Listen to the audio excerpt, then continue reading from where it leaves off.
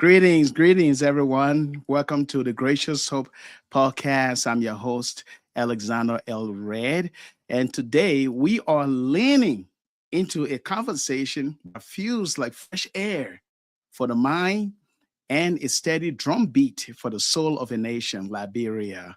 And we are so glad to be here today. And this podcast today is characterized as Brighter Day Liberia. So there's a lot we'll be talking about today about our country and also looking at our special guest, Mr. Dennis Jah. And he is the founder of the Focus on Liberia podcast and platform, and a man who lives a rare intersection where technical precision meets national purpose. So, for more than 15 years, Dennis has worked in the demanding world of healthcare, that is, healthcare technology, or may I say, information technology. And in the United States is where he lives. And he has been very diligent in carrying on that role as a leading enterprise level integration of projects, guiding data migration, and helping major health systems connect the pieces so patient care can move with safety and clarity. Now, when your work touches electronic health records, interoperability, and strict standards like HL7, FHIR, or HIPAA, which is the confidentiality law in the United States regarding patient care, you learn quickly that details are not small. They carry weight, they protect people. But what makes Dennis especially compelling is that he brings the same discipline into public thought. And beyond healthcare, he is an author and blogger committed to education, history, and civic engagement. Over 8 years ago, he founded Focus on Liberia with a clear mission to promote national consciousness, preserve historical memory, and encourage public participation. Now, through all the interviews over the years on educational programs or thoughtful discussions and multimedia storytelling, his platform, Focus on Liberia, has become a trusted resource for Liberians at home and in the diaspora, creating a space for hard questions, deeper learning, and a more informed society. So today, we are excited to have him here. And we are not only talking about what Dennis does, we are talking about why it matters. We are exploring the power of knowledge, the responsibility of media, and the kind of national awakening that begins with people deciding they will no longer be passive observers of their own story. And so we'd like to welcome right now our special guest, Mr. Dennis Jah. Welcome to Gracious Hope Podcast today. It's a pleasure. Thank you. I'm honored to be here. And thank you very much, Pastor Ray, for inviting me. I'm glad that I'm here and it's different. I'm so used to interviewing people, so I no longer know how to answer questions. But Exactly. So you are the guest now. You're going to be taking questions. You're gonna say a lot here because it is a wealth of experience you've had over the years on Focus on Liberia. You've talked about variety of topics from every corner of our homeland, Liberia, both in the home and also in the diaspora. Those who live in the United States, those who live in Europe, Asia, and everywhere else. You have been talking about pertinent issues that pretty much affect them in every way. But you see, the other side, a lot of people don't know about you. They might know that you are a Liberian, you're from Liberia, and you came to the United States to resettle. They don't know your professional world of healthcare integration, interoperability, and data migration. So let's start with that first, okay? We'll get into the other nuances regarding your nationality, which is Liberian, and some of the things that you experienced when you're growing up. But what drew you into that space of healthcare and data migration? And what has been altogether 15 plus years in that high stakes environment taught you about leadership and responsibility? again, thank you, Mr. Ray, for inviting me here. Our people say if you live near the river, you can wash your hands with spit. So we Mm-hmm. in America, we, the greatest country in the world, so where there are so much opportunities, and so we try to be able to tap into the opportunities that are around us. And I must say thank you so much also for the work that you do. Those of us from Liberia, remember you as a journalist, Mm-hmm. and that's what we know. And now you have branched up into ministry. You are preaching. Sometimes I listen to some of your podcasts, and the topics you touch on are very inspiring. As someone who loves knowledge, so when I listen to somebody saying something interesting or something else, Mm-hmm. because we're so accustomed to the kind of preaching where, I was telling to somebody, I say the yelling and everything. So if somebody is making sense, I'm actually attracted. My background is born and raised in the church, so I'm Mm-hmm. familiar with things that go on in the church. So I love sermons. Coming to my professional background, and this is something that I rarely talk about. And most people who watch me, you hardly see people who know, that are in healthcare or that are in technology. They say, "Oh," if sometimes I ask people, "What do you think I studied?" They either say political science or journalism or something else.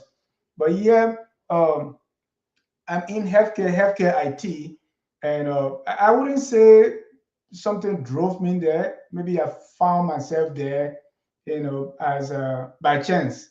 Mm-hmm. Growing up in Liberia, when I went to college in Liberia, I wanted to be an electrical engineer. That was before the war. And then when the war stepped in and everything was destroyed, I said, well, let me do economics. But long story short, I was not able to. So when I came to the United, and for the next 10 years, we were from one refugee camp to the other. So when we came in the States, I wanted to do electrical engineering still, but I went to the community college. And in the community college, electrical engineering was a transfer major. So I'm coming from Liberia, where the university closes and opens every other year, right? Mm-hmm. So at the back of my mind, and then for 10 years, you are in refugee camp. At the back of my mind, what I was thinking is maybe school is going to close again. So let me do a 2-year program, get my associate degree, and then I can move on. And so since Boss Community College was not offering engineering on the associate degree level, you have to transfer. I didn't want to be in any limbo. So I decided to do computer networking and get a degree. So I got the associate degree. Then I felt like, okay, for the past 10 to 12 years, I've been running behind this degree. So it felt good. All right. And then decided to go for the master's, and I didn't go for healthcare technology. Mm-hmm. I found that out by doing a paper on user resistance. So doing user resistance, working on that paper, I found out about health informatics, Mm-hmm. because that's the bridge between nurses or the healthcare and technology. Mm-hmm. But because before then, there were not people trained in health informatics. So what happened? IT people would do a project for healthcare people. Mm-hmm. After they've completed that, they find that project or whatever system they put together unusable because they did not involve the users. So they needed people like me to translate user requirements into technical requirements so that IT people can build something. So I found that very interesting because even when we go to school here, all we think about is how do I use this back home? So I wanted to do something that I would be, in the middle of everything else. Mm-hmm. And this has helped me a lot because your career is the bridge between healthcare and IT. The two don't speak to each other, so they speak through you. I think you know where I'm going with this now. That's Mm-hmm. how I ended up in after my graduate degree. That's how I ended up in healthcare, healthcare IT. And the more I work, because it's like even though I didn't know what this was when I was going into it, but gradually I started to grow into it and learn more that there's something Because there are some natural abilities that you have and you don't Mm-hmm. even realize until you get in there. Because one of the things that drive change is system thinking. Yeah. You don't think, just this vision. You want to see how things affect each other. Okay, Yes. that helps you think about the implications of what you do, has it affect other people. So that's where I am. So when I got there and decided to do more, it has helped me in almost everything that I do. Because before you even come to the realization of doing something, you must first study the landscape, right? This thing I'm coming up with a policy. Mm-hmm. I must first know what is happening now, today, what is happening. What are the pain points? How can they solve this problem? All that. So it's like you're thinking in that broader vision. So that career, it has helped me to fashion the way I think about things and the way whatever I do or say affect other people and the implications they have. Most of the time when people are coming up with a law or with anything in life, sometimes they get out to say, okay, let's go and clean the road or let's do X, Y, Z. But why? What have you tried? Because even for you to build a church, why do I want a church? Well, I want to win souls. Okay. If I want to win souls, what are the different ways to win souls? Is it starting a church? Is it evangelizing? Is it doing what? So you get three options, and then you say, okay, let me find the most effective way of doing this. So you Mm-hmm. get on that. And I think that is the missing piece in my country. Hmm. Yeah. That Wow. that way of thinking about things. Yes. We Yes. grab one thing and we just move on to it. And so that's how I found myself there, and that's how I've been there, and I enjoy what I do. Wow. So 15 plus years in that environment of technology, integrating data or data migration, and looking at leadership in that role and also responsibility on yourself. Now, in that kind of an environment that you are, you've understand and you've seen systems built, and you work on projects where systems have to talk to each other Yeah. plainly. Now, so when you think about your homeland, Liberia, with everything you've learned so far, what are the systems that still struggle in our homeland to connect, and what would true national inter uh, operability look like socially and civically? That's a big one. And it's a very good question. So in the first place, we have to realize that we have a system. All right. And let's take our body, for example. The body is a system. That's why we learn digestive system and all these systems, right? Hmm. So let's say if you are treating the stomach, you're a stomach doctor, and whatever you are doing is going to have impact on the hand or the Yes. head. So you must talk to the head doctor. Whatever you are doing to the head is going to have impact. So all of us must talk Yes. if we realize that what we are working on. So the government is a system. Whatever you do there in your little corner in the village, all the way in Nimba County, affects somebody all the way in River G. So we're working in a system, but do we realize that? Or do we realize that, okay, I'm in my little corner, so whatever I do here stays here? Hmm. So in the first place, I don't think we have come to the level of realize how interconnected these things are. Okay, there's the story is told about a man who was going to the king invited everybody, say, come to my party, but when you come, you just bring one bottle of drink. And everybody thought, this is the king, he has everything. So they didn't bring their drink. What the king was banking on was everybody carrying one bottle was going to be the liquor available at the party. But people neglected that their little bottle was insignificant, so nobody took it. And so there was this party without any drink. And just imagine. So in our country, this the whole idea of system thinking that has been our problem for a very long time. We don't think that our little action that we perform in Bannersville on the football field has anything to do with the running of the government at the executive mansion. we don't even believe, and that's why working together has been very difficult. And many times when I focus on Liberia is like a network, and we try to bring people together so that we can all work. But Mm-hmm. people don't even see it that way. We believe that everybody should be in their little space doing their little thing, and so it's difficult.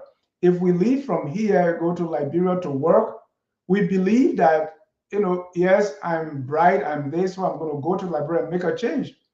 But Mm-hmm. you cannot make any meaningful change without the person at the other office there working with you Mm-hmm. or understanding how these things are connected. So I think that system thinking and understanding that we are all working together to keep one thing moving is lacking. And I think that's a major one that I see. Yes, yeah, it's a major one to have a system that is built where information can flow throughout the entire country from governmental level Right. to the civic level and the social level. We don't have that kind of a system. And I And, know and, there and might. and it doesn't have to be, or maybe that technical, right? Mhm. Take for instance, like you mentioned HL7. So Yes. before two systems talk to each other, you have a lab system and then you have electronic medical system. Before they talk to each other, they must first agree on the standard. Which Yeah. standard are we using? Is it HL7? Is this one? If we agree on HL7, then we say, okay, where do you send the first name? I will send it in this segment. Middle name will be in this segment. Date of birth will be in this segment, right? Hmm. So for the two systems to talk together, they must be standard and they must agree upon things that they're going to do Yeah. before they are able to connect. If not, they're never going to connect. Do we understand that? Maybe not.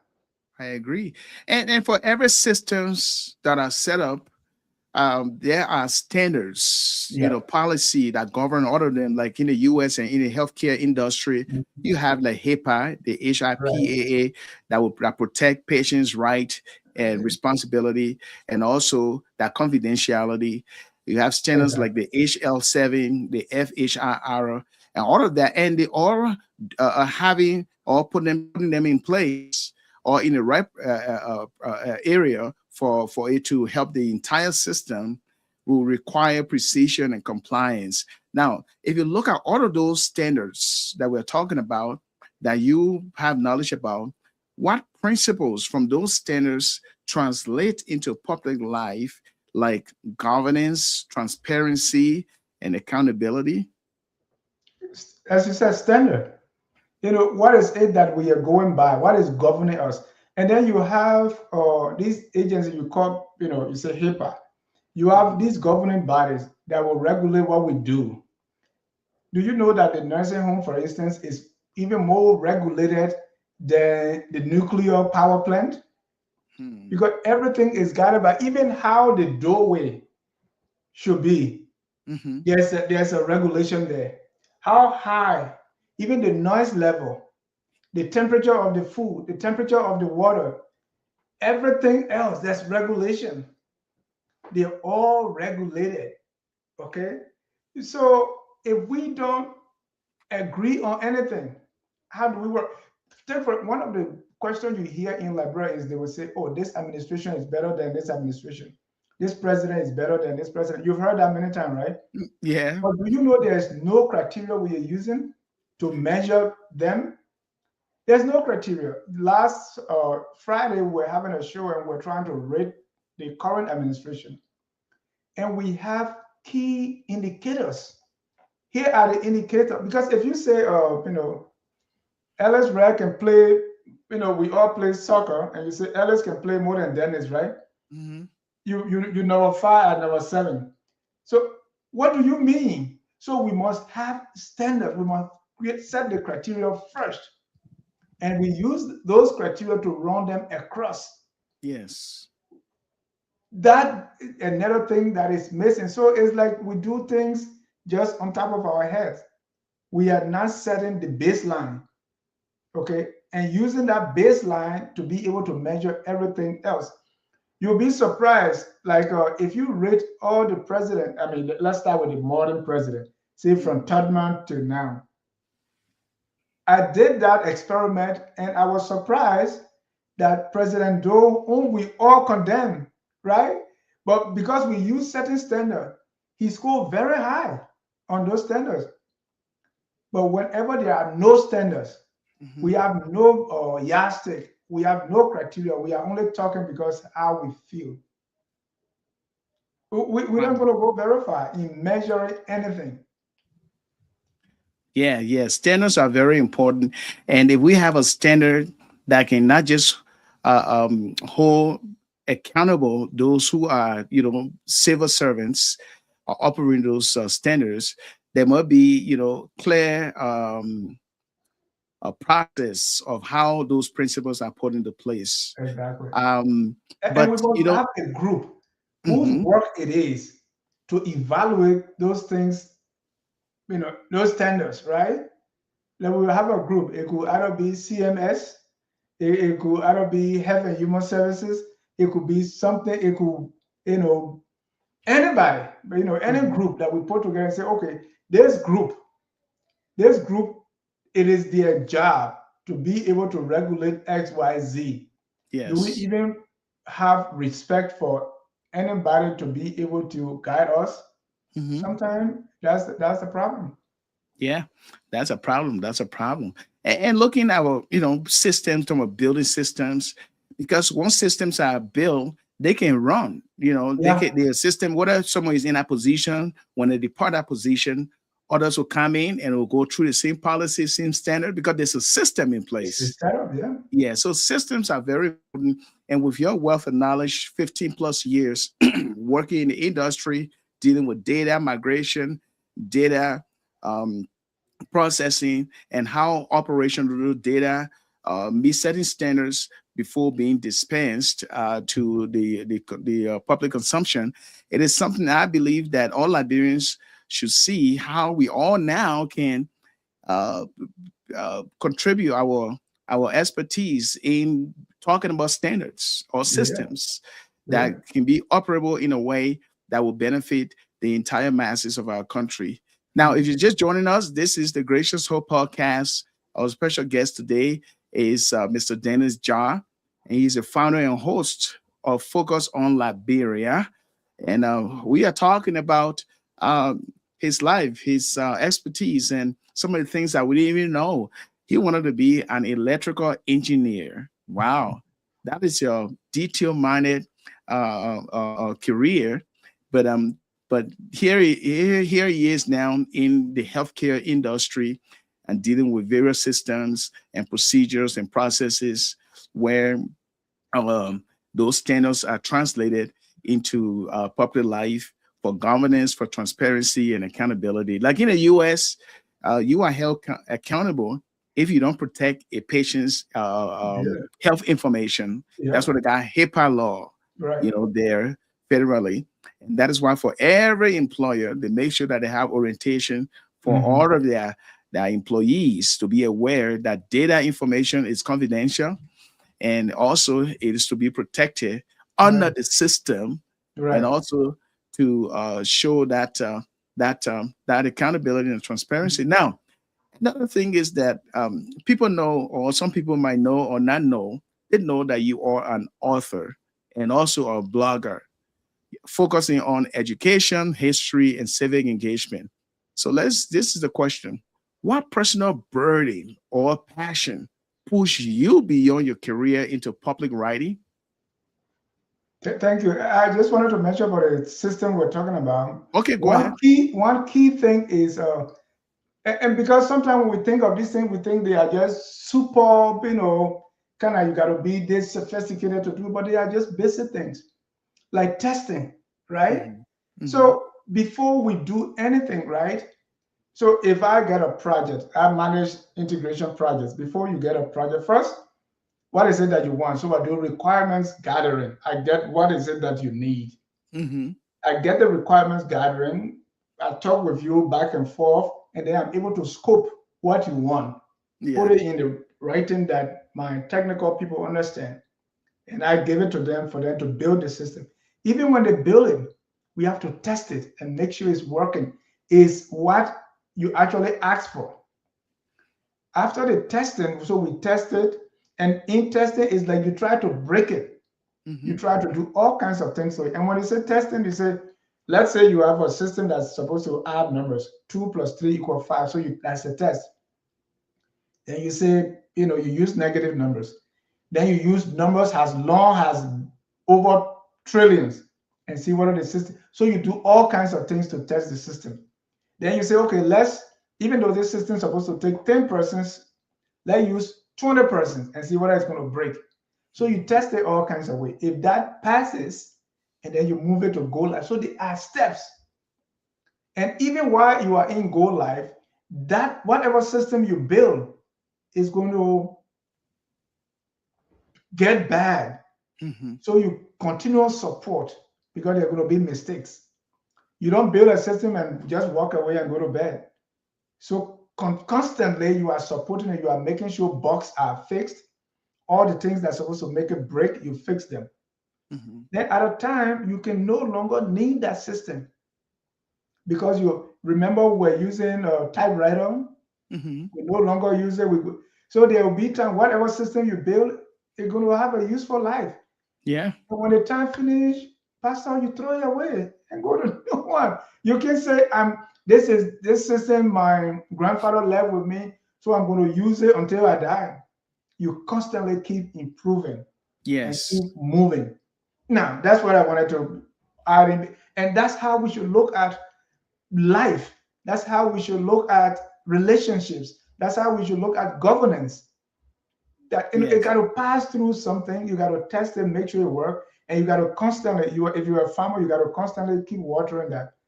And when it grows, the useful life, it's got to plateau, right? It comes down. Yeah. Okay, I can move to something else, or I can do something else. Don't be one thing and you just die there. You got to go on. Exactly. Coming to my writing, again, I was born all the way behind God's back, where you have parents that didn't go far in school. So, like writing and all those things, it's like by the time you were born, and people start noticing you that you have certain gifts. So we were like second grade, third grade in my little town. And what is the name of the town and where? Which part of Liberia? And what are your parents' name and everything? Siblings and all of that. Go ahead. Exactly. I was born in a town in Sino County called Dudwiken. That's right now they will say district number 2. It's called Jirepo District. And my parents, they all passed away now. My mom Anna and my father Wilson, they passed. But my mom did not go to school at all. My father was like up to maybe third grade. Those days, this is a long time. So my siblings, in the town, what we're blessed with is a very good mission school, Christian mission school by American missionaries and all that. So education was like top notch in that little town. So writing, so you have my older siblings, all my siblings that God gave me were 14. I'm like the 11th. So I'm way down the line. So most of the time, as they graduate from the junior high school in the town, they go to Monrovia to follow their education. So my brother, when my brother left, because, you had to write letters for your parents, for the neighborhood, because their siblings, there are people going to Monrovia back and forth, right? Yeah. So my brother used to do that. When he graduated and left, that burden fell on me. And you're talking about people in 5th grade, 6th grade writing letters. So writing and storytelling started very early in life. Because if you live in a little town or a village, storytelling is a way that you pass the night. And then you have to write, because our father placed a lot of premium on education. So we started to write letters, because you have your siblings in Monrovia, you have to write them if you want something. If you want your vacation, if you want July vacation, you write. So we started writing very, very early. And I have all my, most of my siblings, they all educated. So education was like a given. And then you have the mission school, they're teaching and doing all that. So very early on, we started writing, and then with storytelling. My brother Dave, I credit him for most things. It were like 3 years apart. but like Mhm. whatever class he was in, he would teach us, So it's like when he in fifth grade, while we in third grade, we are learning from him. Yeah. So everything he did, and growing up when you were in that place, most of the thing we all did, right, was to be journalists, right? You get on the radio, you say you are reading news, you are Yeah. writing, and all those things. So that's how very early in life storytelling. So when we moved from actually the oral storytelling, we started to write the story and show it to somebody and say, oh, you're good. So all in high school, same thing. I went to Morovia College, one of the best schools in the country. Mhm. So writing that, you will write stories, show them to your teacher, and you do this. So all along, I've been writing. Wow. Were you able to work with any Liberian media back home, or did No, you rub shoulders with any experienced media broadcaster or in the print area? no. What we were doing was we would write an article and Hmm. then show it to some, because by the time you have sisters, that my sisters, they were all working, they are out of college, they have their husbands or boyfriend, all these people, they were kind of indirect mentors, right? So when you Hmm. write something, so where the most writing that I did in Liberia was a letter to the editor. I don't know if Hmm. you recall 1988 when this show Malawala Balawala came, and it Hmm. was very high up there. In 1988, I wrote an article. We said, "Stop Malawala Balawala on TV." And it became a big deal. People were arguing about it all across the country. So in Liberia, the highest I went was writing in the newspaper, and because I have an older brother too who was doing the same thing, so we write something, he checks it, and then my sister's was working at NIC, another sister working at university. Give it to them, they give it to their friends. So we were just going on, and if you have, I was blessed to have older sisters who were working, sending us to one of the best schools, linking up with their friends also Hmm. who love to write. So they were kind of checking, but I didn't have the opportunity to work with a newspaper or any of that sort until the war came when we went into exile. In exile now, because we were so idle, so my brother and I would get up and we just write stories. Hmm. In fact, up to today, we still have stories that we wrote in ink and pen that we've never transcribed. They're still like Hmm. that. And we Wow. always wrote each other. If you come from a large family, corresponding is all you do. Pen Yes. pal days, taking Bible corresponding courses, and those kind of things. They were things that we were all proud of and we all love to do. Wow. And we'll take a break right now momentarily and we'll come back. I want to hear more about Stop Balawala. What was the motivation behind that writing? And what was the writing all about, or its motive? To tell our listening audience. We'll be right back. And you're just joining us. This is the Gracious Hope live podcast, Brother de Liberia, featuring Dennis Jah. He's the founder and host of Focus on Liberia.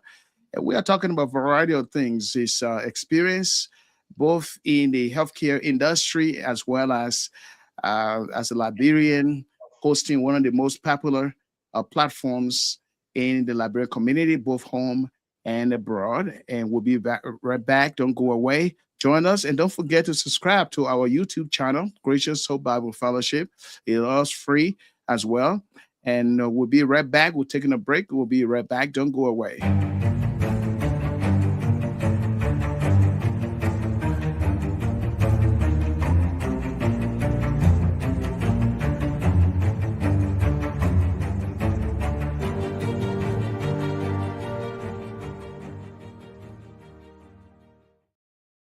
All right, we are back. And of course, Focus on Liberia. It is a huge platform. It's on YouTube as well as it's on Facebook. You can catch Focus on Liberia weekly, I believe weekly and weekends as well. But he's going to tell you the available hours his podcast comes on. It has been around for a very long time. And the aim is to ensure that all Liberian citizens are informed in every structure or aspect um, of the political, economic, social, and cultural issues that affect them. And so, as a host, it is good to hear from him to get his experience over the years. He has hosted many topics and many guests on his program. Now, Dennis, when it comes to Focus on Liberia, that platform, he has been around for over 8 years. Right. Take us back to the beginning. What problem were you trying to solve in your mind when you founded Focus on Liberia? And what vision did you have when you first launched Focus on Liberia? Thank you. That's another good question. So in Liberia, what I noticed was every time you mention Liberia, right? Mhm. What people thought about by the time you say Liberia, number one, oh, country founded by free slaves. That's the first thing. The second thing will be, oh, the Civil War. Third, you are the female president, Mhm. Ebola, right? Yes. So I'm saying, okay, Liberia is a country. I was at work one time. Somebody told me, "Oh, like you're from Liberia, right?" And oh, it's okay now because there's no more war. So I said, "But a country is more than that, Mhm. right? In a country just like here, you care about healthcare, you care about all kinds of things. So it's not just war, right? Mhm. So the goal was and still is to present Liberia in a holistic way, so that you look at Liberia as a country that we have music, we have culture, we play sports, we love, we have relationship, we do everything else. We want to put people on the moon. We want to do all kinds of things that every other country wants to do. So Yes. don't just look at us. So we wanted to present Liberia in that holistic way, so that you will see us that we are things are, we diverse group. We are not just this one group, and our story is more than being founded or by ex or the descendant of ex-slaves and repatriates. So I wanted to say, let's talk about Liberia. Let's talk other things. And the other platform, that came up that time, they were all about news, and the news is all about government. What is the government doing wrong? What is the government doing right? Which government you support? Who is doing this and who is doing that? So we wanted to say, okay, let's have show about history. What's Mhm. about business, finance, and economics? What's about culture? What's about literature? What's about music? What's about sports? Everything else, civic education. So the goal is to make sure to make Liberia an informed citizenry Mhm. that attracts the world. That's our mission. If we are the democracy we talk about and everything else we talk about, we cannot participate meaningfully in the democracy if we are not informed, if we are Mhm. not educated. So that's the goal. That's what the problem we set out to address. And after 8 years, I can tell you that there is a lot of information out there about Liberia now than ever before. Yes, because I mean, Focus on Liberia is a global platform, and your platform covers a whole lot.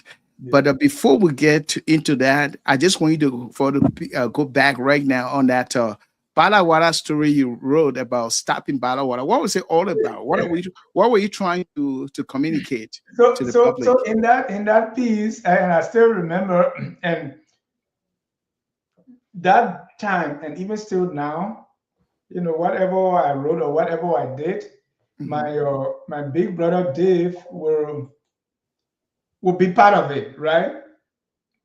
So at Mhm. that time we say, oh, Balawala, according to, this is 12th grade student. In my mind, that time I say he was teaching tricks. He was Yeah. teaching gangster. I use the word gangsterism. Say how people should cheat, Omen Gonda and this other cheating. He got a cheating wife and all that. So I said he was teaching things that young people should not emulate. And so Mhm. that was my Oh, thought. okay. It was just showing the immoral side of things so they can know Yes. that it is wrong, but they were Mhm. just doing that through play or Right. drama. But they should not copy or the program was not there to validate wrongdoing, but was there to shed light on wrongdoing so that the society can grow in a way where people have a moral sense of what is right and what is wrong. That's what you're trying to communicate in that article, correct? No, I didn't see. My young mind didn't see it that way. That they were correcting something. I said they were promoting it. They were Okay. promoting immoral acts, which were not good for the society. So I didn't see that they were trying to teach a lesson. I mean, I Okay. wouldn't think the same way today. But at that time, that's what I thought. And Okay. and let me tell you an Mhm. experience that I had, because at that same year we used to go to LBS for the quizzing midday challenge. I was the captain of Morovia College that year, so we went, and Kakura Kamara, works there too, Mhm. and they were furious. So he wanted to debate. So we're out there, and they came, and everybody was talking. But I had one person, one lady there, I forgot her name. She too graduated from Morovia College, so she was supporting me. She said she was. So Kakura Kamara said we're going to go and debate, why I wrote the article and all that. So somebody told him, say, that Peking get nothing to lose, you better forget about him. I know. So and that was, but there was a lot of response across the country. People were not happy with me, but then there were a few that said, well, growing up, that's what anybody growing up, you want to be an intellectual, you want to write, you want to challenge the status quo. Mhm. That's exactly what I was doing at that time. Okay, that's good. And looking at your current platform, which is focused on Liberia, you cover history, governance, science, culture, and current events. Now, the question is, why did you choose such a broad range of topics or subject matters? Mhm. And how do you decide what topics Right. Liberia most needs to wrestle And, with right now?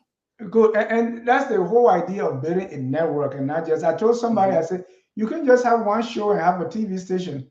So the goal is bring people around, because I'm not hosting everything. For instance, we have the literary hour, Liberian literature, hosted Mhm. by Dr. K. Moses Nabwe and the Fulbright scholar Jackie Syed. Mhm. So what we're doing is I talk to, you make a platform available. Mhm. CNN doesn't have just one show. And I'm thinking big. I'm thinking to be more than the CNN of Liberia. So you bring other people along. There are people there, so somebody come and we talk that I want to have a show on your platform because I see what you are doing. And then we Mhm. go through it, because if your mission and our mission aligns, then we say, okay, you can do that. But the goal was to do things, big. Mhm. Let's discuss everything that is Liberia, because we are not just one, we're not thinking of one thing. So different people do different programs, even though I kind of superintend everything, but Mhm. I make sure that it's also in line, because at our core is education. Education. Educate the people. Because if we are not educated, we can't even vote. We can't even make any wise decision. And that Mhm. comes from, when people are informed, that information is, from the education we provide. And God has blessed me is like somebody told me to say, whatever you focus on, that will grow. Yeah. So if you focus on innovative ideas, then I see topic in almost everything. If you focus on it, just be focused on that, topics going to come, innovation. So right now I can think of 15 different topics in each area to talk about. And Mhm. also that's a gift that God has blessed me with.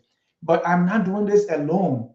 I have a lot of people part Mhm. of Focus on Liberia who we talk, they bring up ideas. I'm Yeah. able to we have maybe like 30 plus persons. If we put all the focus on Liberia, everybody who's connected, who's coming as a panelist, who's doing something with over 30. Some of them are 3 or 4 times more educated than I am.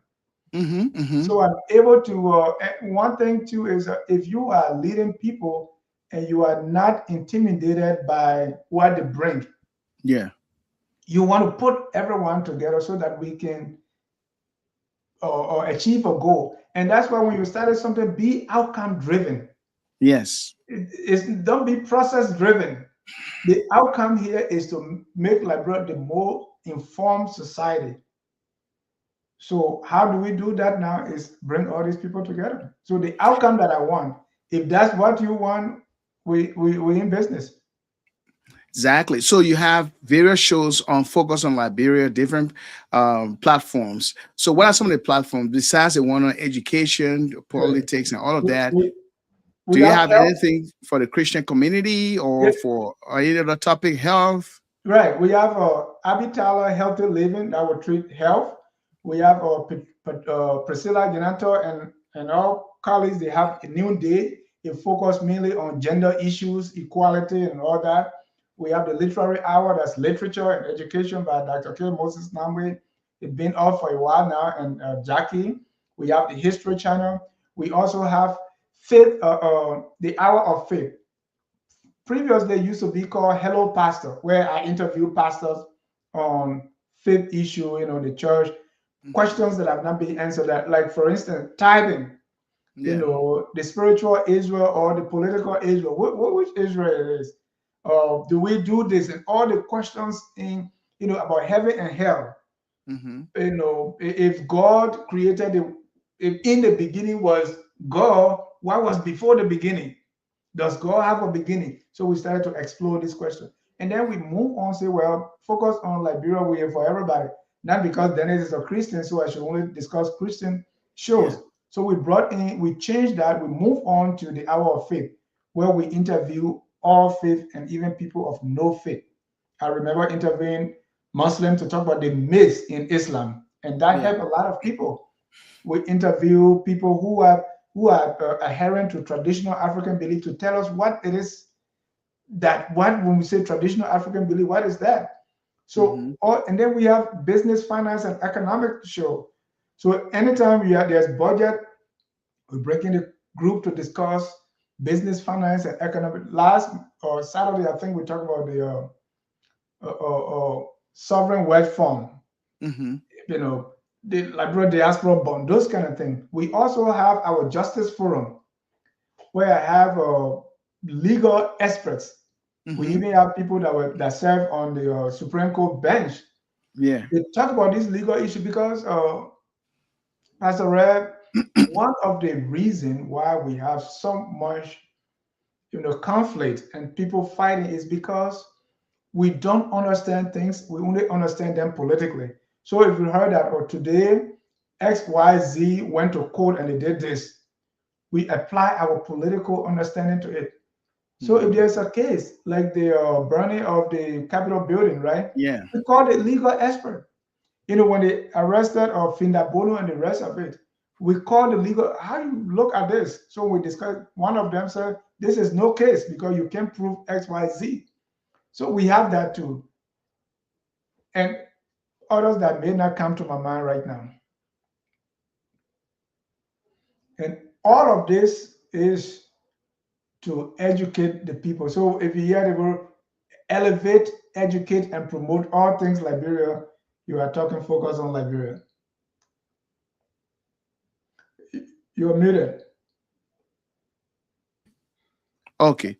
Yeah, Mhm. indeed, indeed, and it is encouraging because your platform focus on Liberia serves both the people of in Liberia and in the diaspora. And so the question becomes, what differences do you notice in how each group of Liberian views our country's challenges, and how can those differences become strength instead of divisions? And that's what we hope to accomplish. But it's tough. It's very tough because people are focused a lot on the political side. The country is polarized at the Hmm. moment. And sometimes we tend to focus on what divides us than what unites us. Because Hmm. whatever you focus on, I said earlier, will grow. There are more things that unite us than those things that divide us. But if you are laser focused on the ones that divide us, that will be all that you see. So both in Liberia and in the diaspora, people are able, and it's very challenging if you are providing education and you are not Yeah. after the everyday talk. There are two issues that are going on in Liberia. They call me, and say, "Oh, what you say about this?" And I said, "That was really not important. That's people personal business. I don't want to." I mean, the issues that we are discussing. We're doing a series on education. Just 2 minute video. If you go on, focus on Liberia, they talk about the importance of education. I say, you don't see that, and you want to talk about, who married who, that. So sometimes is a tough one to see how much people are focused on the things. I wouldn't say they are less important, but maybe less Mhm. important to me, to the kind of goal that we set for focus on Liberia.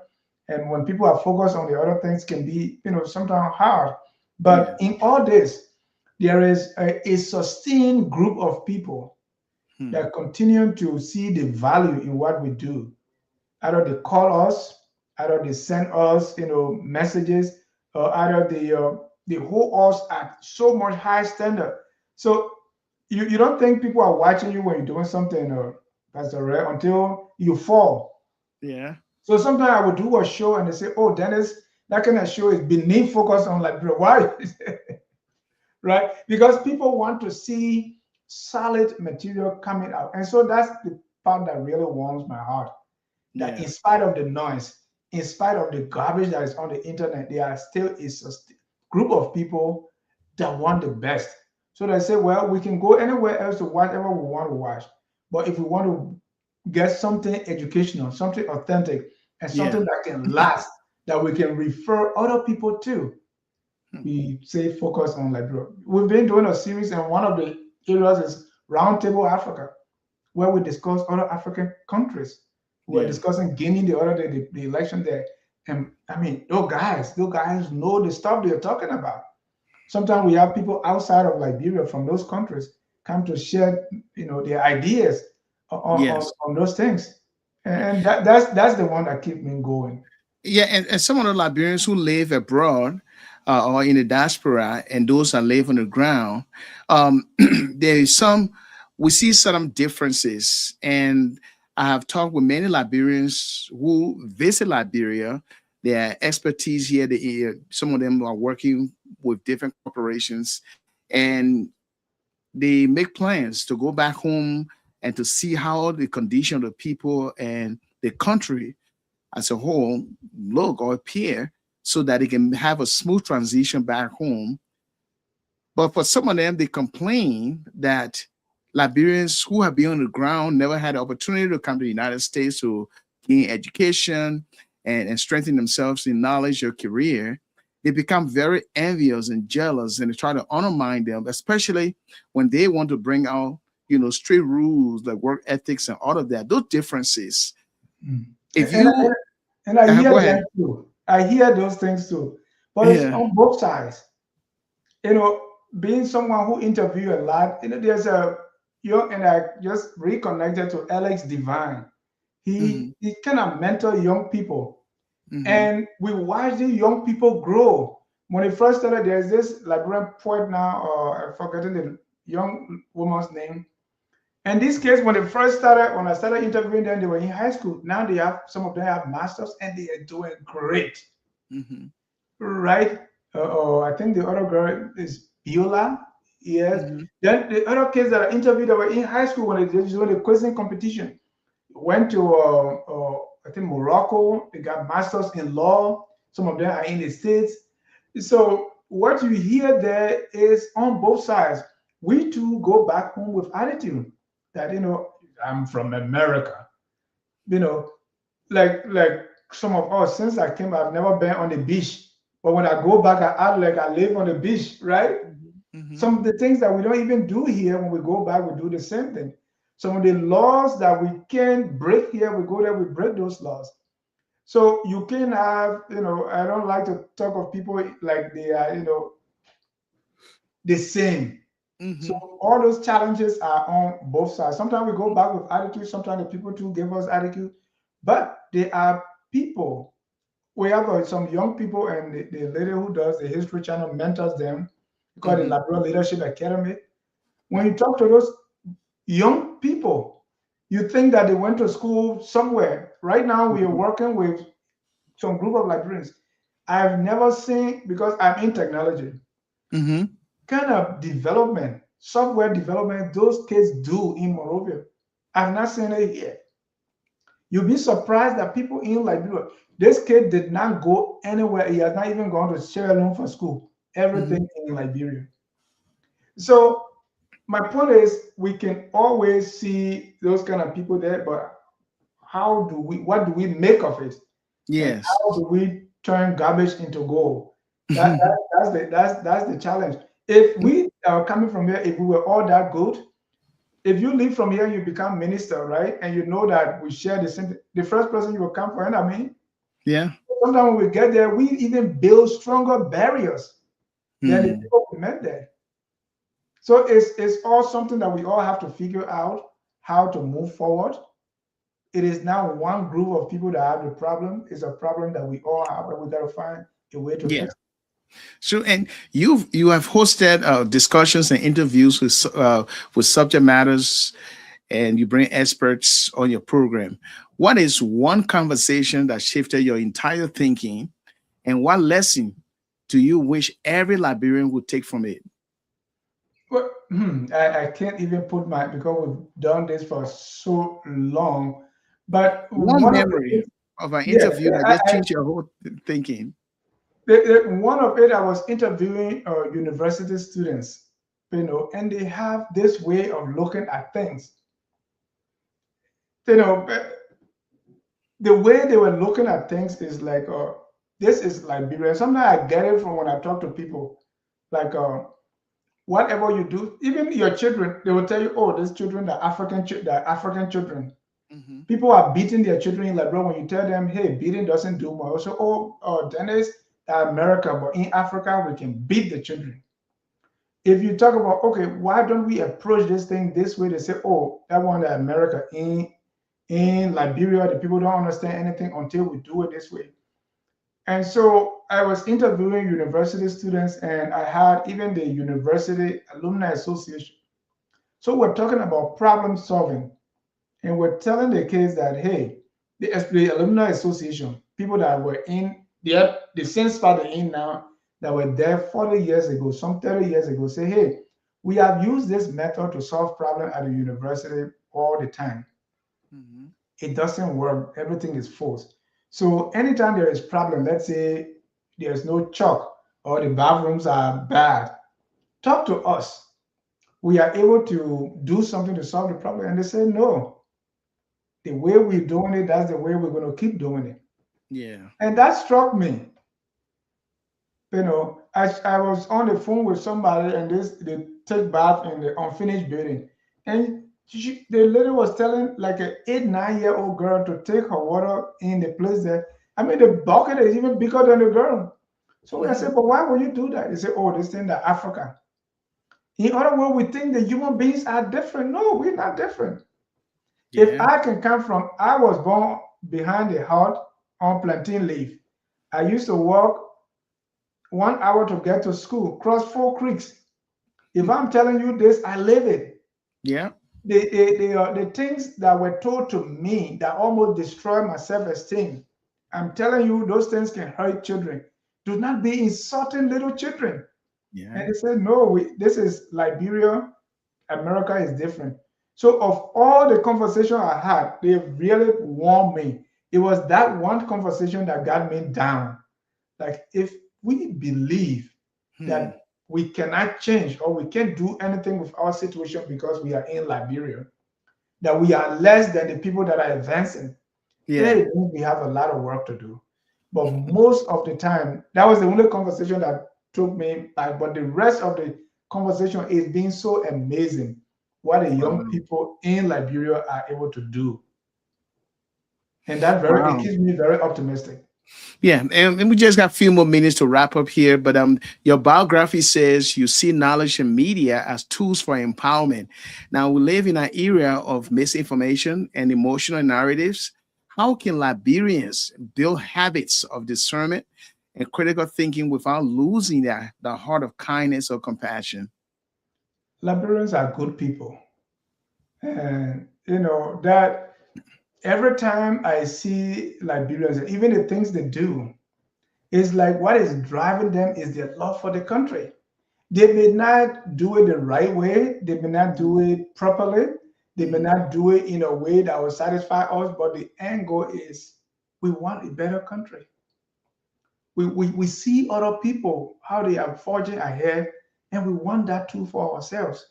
We want that for our future, our Mhm. children. And that's why we are doing what we do.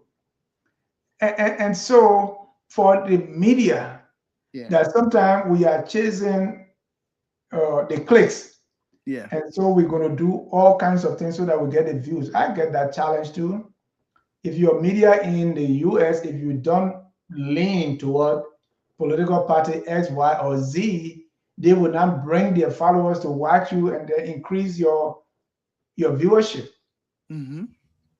So that's a challenge. How we cross that is we just continue to do the positive thing that we're doing. Sometimes somebody come to you and say, if you will turn things my way, we'll support you, we'll do this. Or at Mhm. least if there's just one person with integrity who will say, no, we're going to keep doing this, even if we get no support. And I Mm. believe with time, Yeah. it will happen. The people, like you see the Bible, the people that you see prospering out of spreading falsehood, time will come, they're going to go away because Mhm. people will see them. People will see what they're doing, the destruction they are bringing to the country. And so the few good ones going to survive. And that's the hope. Now, if you could paint a clear picture of a brighter day for Liberia, what would it look like in practical terms over the next 5 to 10 years? And what roles should media platforms, educators, and everyday citizens play in getting us to the brighter day Liberia? That brighter day will come.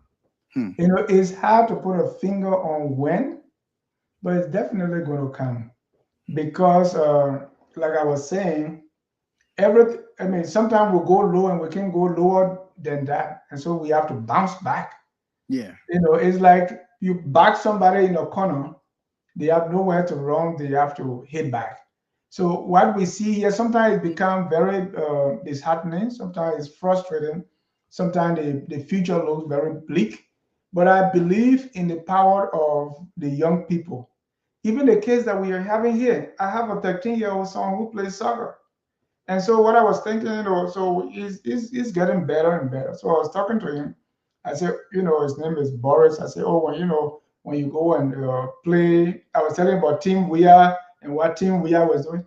I didn't even know that he had read all and saying all about that. So you know what he said? He said, so I said, when you're playing for the US, he said, no, Daddy, I'm going to play for Liberia and take Liberia back to Africa.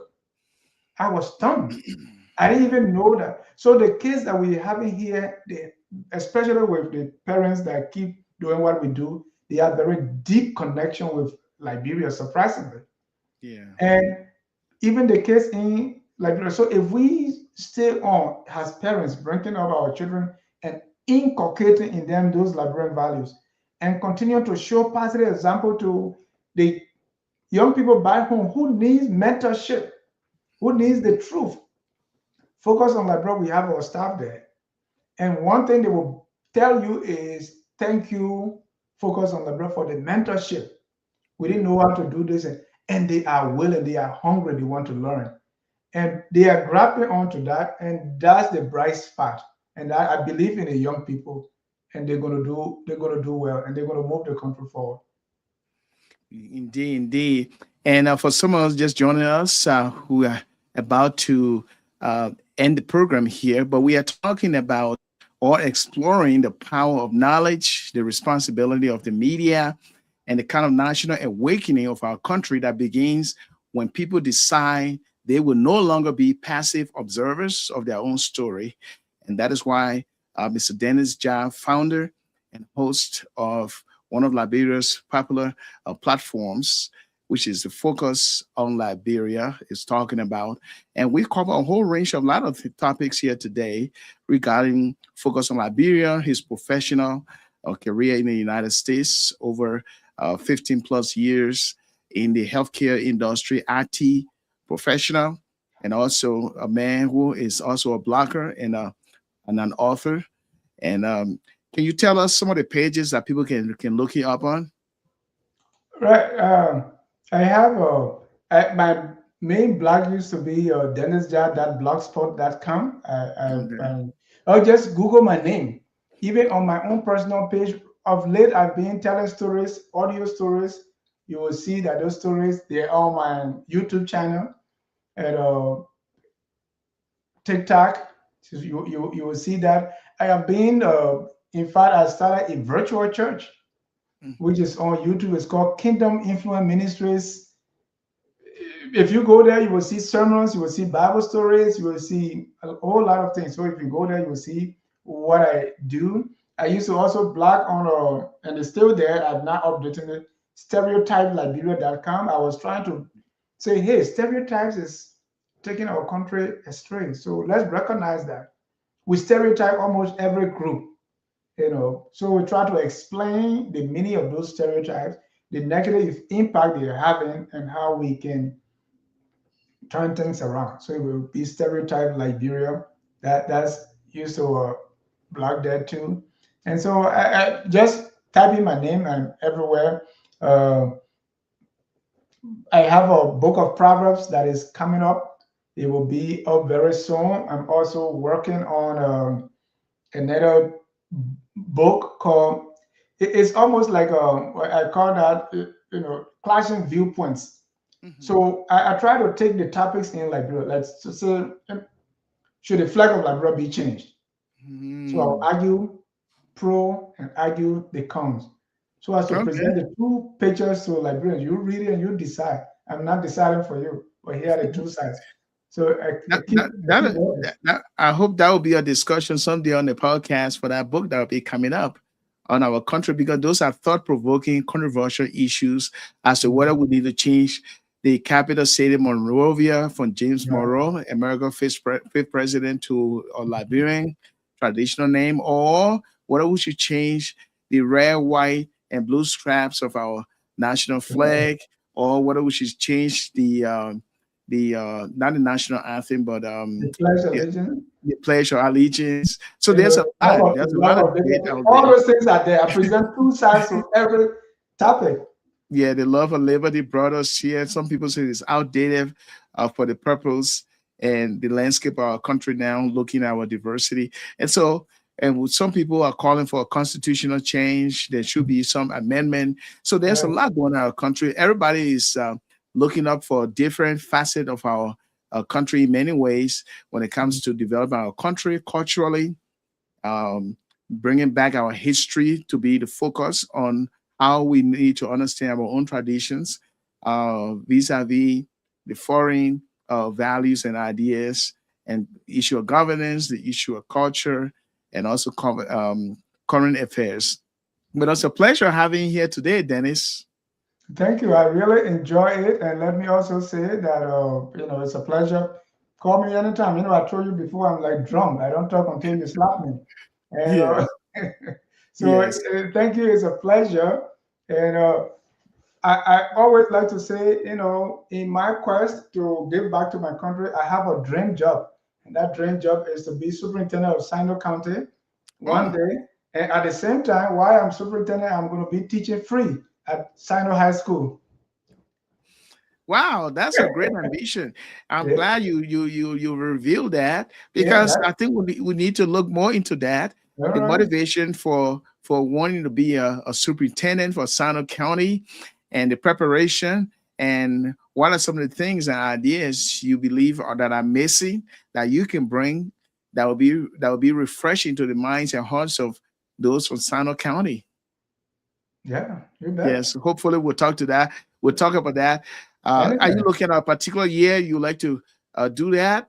Do you Well, have a particular year? anytime, anytime. Anytime. Is is a dream. Oh, okay. It's a dream. That's why I call it my dream job. Because Okay.